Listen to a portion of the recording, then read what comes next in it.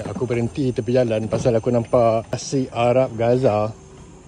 Aku macam ada kat tepi barat je, tapi ini tempat hidden place tau.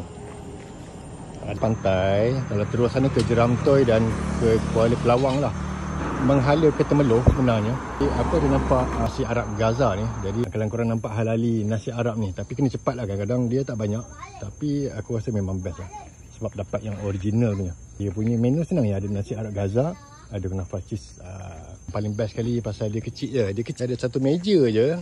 Pandai-pandai dan korang bungkus ke makan sini kan. Tapi dia memang sempoi lah. Wah lah, ada nasi ada, tapi ayam, kambing semua dah habis.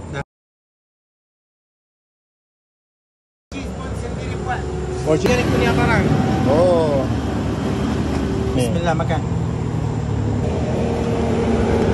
Oh, dia lain lah. Dia tak sama macam yang tu supermarket punya. Tak. Semua lain. Ini yang original. Dalam hutang.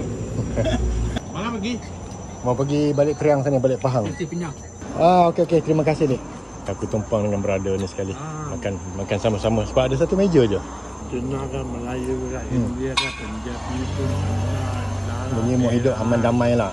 Ni makan sampah laut. Ni teh Arab, ada gula sikit. Ni kunafa. Sikit-sikit tengok. Tong tangan lu punya lala merah ke hitam? Merah juga, sama merah lah. Sama Ini lah. semua merah lah. Ini semua darah merah juga. 81. Lagi boleh drive, boleh kerja, boleh raya. Lagi kereta jalan. Oh ya, terbaik lah. Terima kasih banyak-banyak. Jumpa lagi. Terima kasih banyak-banyak ya. Saya abang jumpa lagi. Toke ni belanja aku. Ali tolong kupas dekat uncle. Terima kasih ya. Abang ni daripada Gaza ni.